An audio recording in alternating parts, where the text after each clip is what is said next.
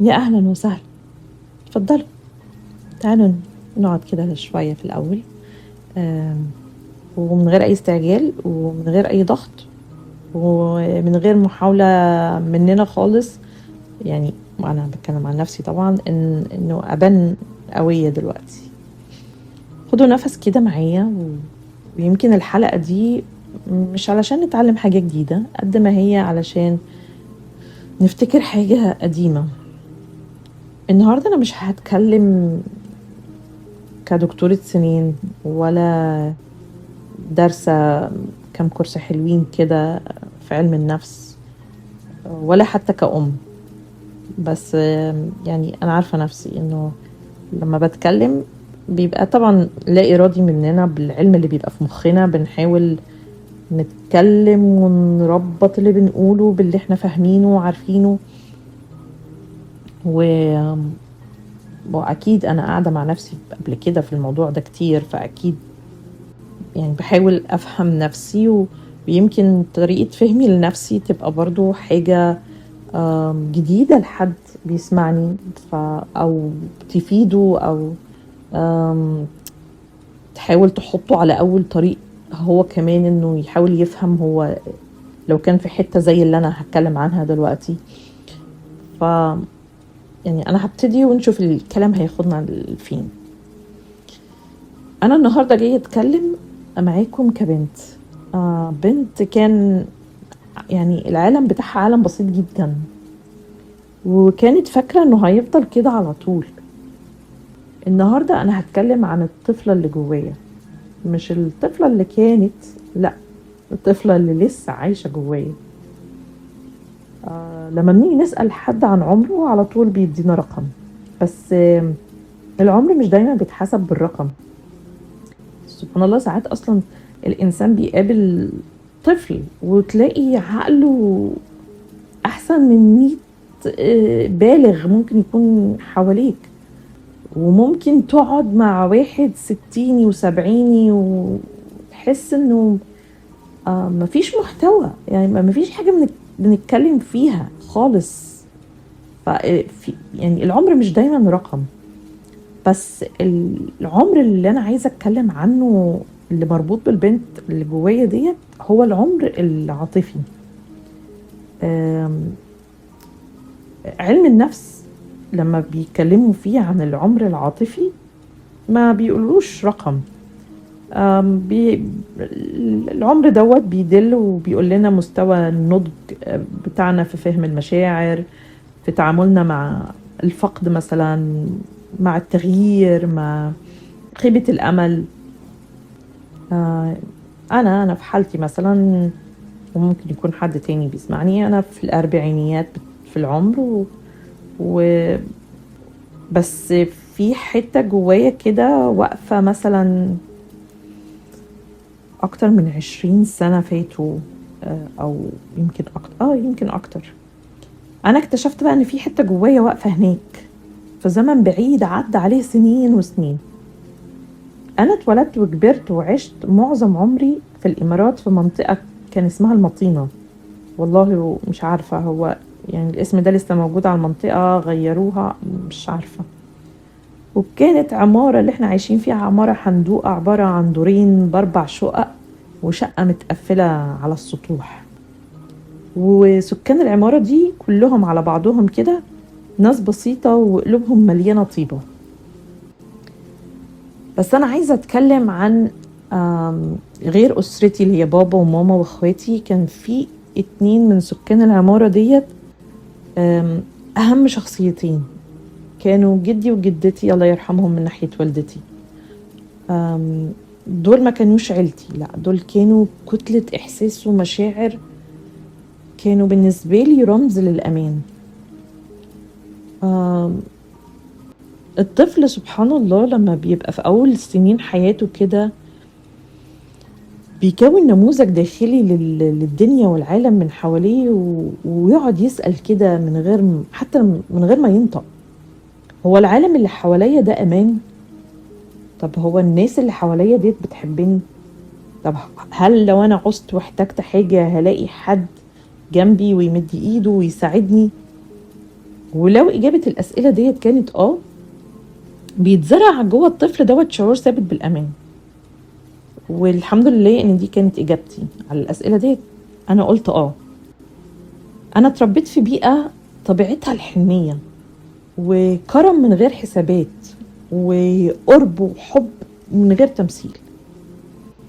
بس لما فقدت تيتا وجدو الله يرحمهم، وعلى فكرة الفقد ده ما حصليش وانا صغننة، يعني انا فقدتهم في العشرينات من عمري، يعني مفروض كبيرة يعني. ما حسيتش ان انا فقدت بس اشخاص، انا فقدت رموز مهمة ومصدر امان اساسي بالنسبة لي. وهنا بقى بيحصل التحول. لما مصدر من مصادر الامان بيختفي، الانسان بيعيد كده تقييم العالم كله من اول وجديد. العالم اللي كان بسيط بيبقى اعقد، والعلاقات اللي كانت واضحة بيبقى فيها حسابات، وده طبيعي جدا. الدماغ لما بيفقد جزء من الأمان بيحاول يرجع لنقطة كان فيها استقرار، ومن هنا بتيجي بقى النوستالجيا. النوستالجيا مش مجرد حنين، يعني هي آلية كده ربنا خلقها سبحان الله جوانا لتنظيم العاطفي بتاعنا. الدماغ بيروح واخدك ويرجعك لنقطة فيها ذكريات فيها أمان، عشان يقلل القلق اللي انت حاسه حاليا. يعني بيحاول يدور كده على اي مصدر للدوبامين انه يعلى ويقلل الكورتيزون في الجسم. وانا لما بحن لزمان انا مش بهرب من الواقع، انا بحاول اهدي نفسي زي اللي بيتوتر كده ويبقى مثلا في ايده الستريس بول ديت اللي بيقعد يضغط عليها. ساعات الاطفال بيبقى عندهم في ايديهم مثلا فيدجتس سلايم وحاجات كده. العقل بيدور على حتة كده، اوكي فين الحتة الامان اللي ممكن اروح لها واطلع من الحتة اللي انا فيها دلوقتي، لانه هو العقل كده ربنا خلقه عشان يحمينا حتى من نفسنا. بيحس ان الانسان بدأ يدخل في بانيك. طيب اساعده ازاي انه ارجعه تاني لحالة الامان بتاعته؟ فانا بالنسبة لي كان انه بلاقي لقطات كده في بيت تيتا وجدو. جدو هو داخل عليا بقالب الشوكولاتة، تيتا لما بترفع السماعة الله يرحمها ومكالمتها اليومية. فهو ده الحتة اللي أنا كنت بلاقي فيها الأمان. بس السؤال المهم هو أنا بستخدم الماضي ده عشان أستمد قوة ولا علشان أرجع أعيش فيه؟ في فرق كبير قوي بين الاتنين، لأن لو جزء مني فضل واقف هناك يبقى ده نوع من أنواع التثبت العاطفي، اللي هو أنا هنا ومش هتحرك. والتثبت ده مش ضعف، ده جزء اتصدم بفقد مفاجئ وملحقش يكبر بهدوء. وهنا بقى يجي دور الذكاء العاطفي. الذكاء العاطفي مش انك تبقى حساس او حساسة زيادة عن اللزوم، لا، هو انك تعرف تقول انا بحن علشان انا فقدت، انا بتألم علشان طبيعة الامان المعتادة بتاعتي اتغيرت، انا محتاجة اخلق ليا امان جديد. يمكن اللي بقوله يكون نابع برضو من حتة العلم اللي انا درسته. بس قبل ما بتكلم بالعلم، بس يعني انا انسانة وبفتكر اللحظة اللي حسيت فيها ان العالم مش زي ما انا فاكراه.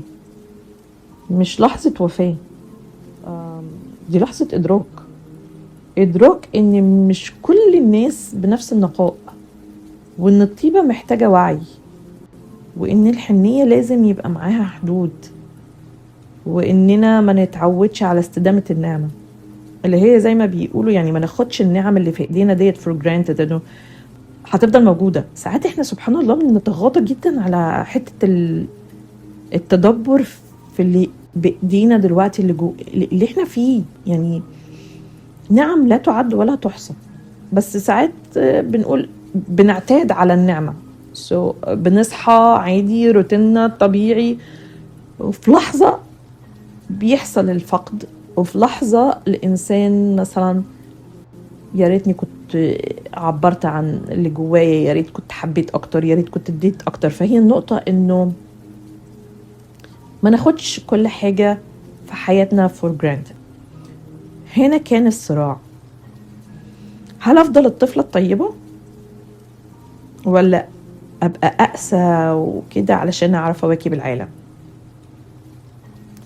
بس اللي فهمته انه النضج مش اني اختار القسوة بدل الطيبة، النضج اني احاول اطور بقى من الطيبة اللي جوايا ديت مع الاخذ بالمعطيات الحياتية الجديدة اللي بقيت عايشة فيها.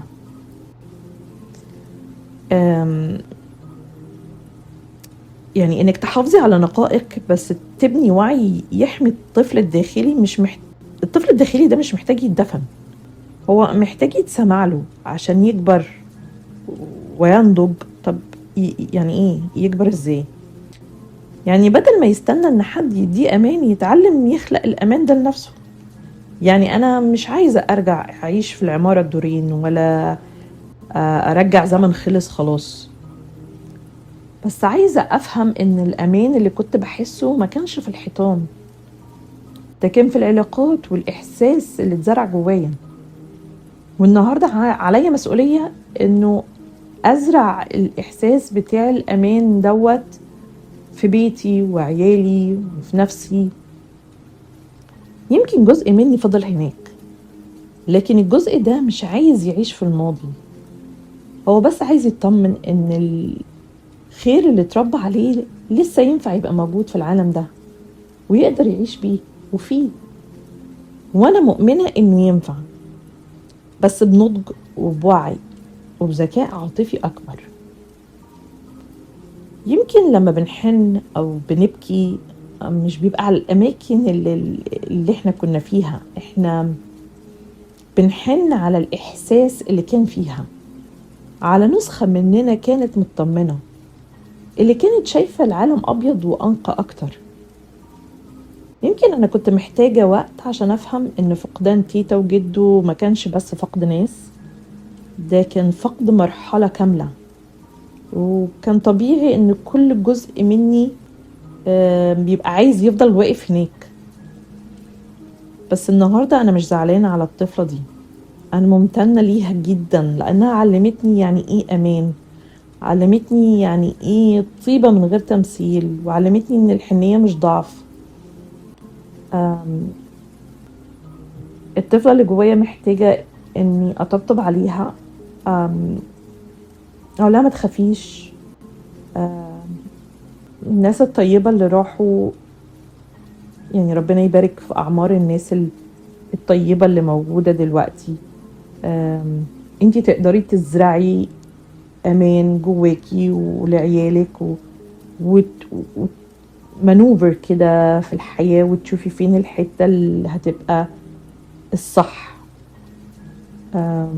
يمكن العالم اتغير، يمكن الناس بقت اسرع واقصى شوية، بس الخير اللي اتزرع جوايا ما تسحبش ولا اختفى في وسط الزحمة، هو بس محتاج يكبر معايا.